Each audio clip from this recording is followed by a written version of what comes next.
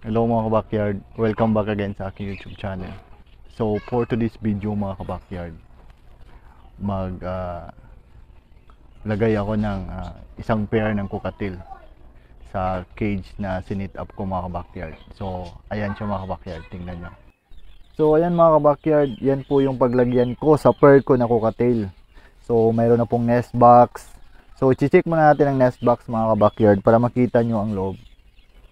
So ayan po mga kabakyard,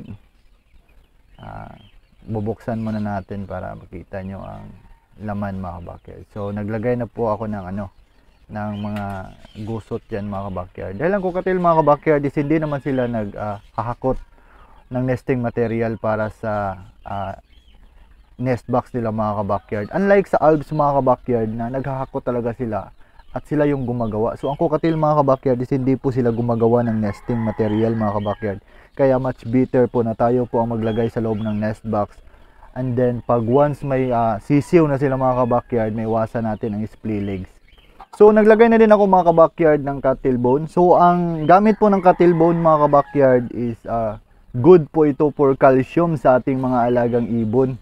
Lalong-lalo na mga kabakyard sa mga ibon natin na isasalang natin for breeding. So, isa po siyang magandang gamit mga kabakyard para tumigas po yung itlog nila.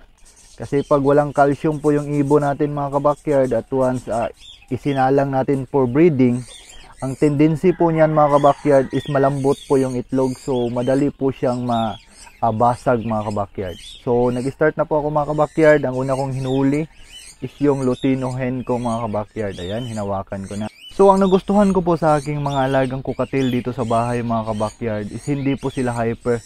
Unlike sa ibang kukatil mga kabakyard, pag once hinawakan mo, patay talaga yung kamay mo mga kabakyard. Siguradong may sugat talaga yan. Ang sa akin naman dito mga kabakyard is mababait sila.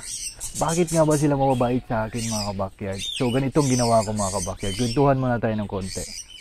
So pag once kasi mga kabakyard sa umaga nagpapakain ako sa kanila. So ang una kong nilalagyan mga kabakyard is yung aking kamay para masanay sila sa akin mga kabakyard. So ayan mga kabakyard, pag once dinakip ko sila, so hindi na sila nangangagat sa akin. So nilagay ko na sila mga kabakyard sa kanilang breeding cage. Ayan.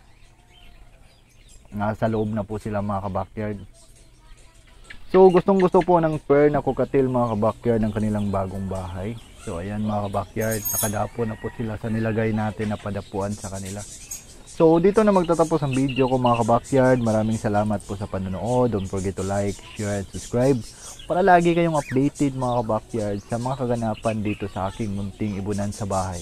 At kung mayroon kayong mga comments mga kabakyard at ipa-shoutout, pwede kayo mag-comment sa video na to mga kabakyard para magawan ko ng shoutout sa next upload ko na video. So God bless po sa ating lahat mga kabakyard. Mag-ingat po tayo palagi.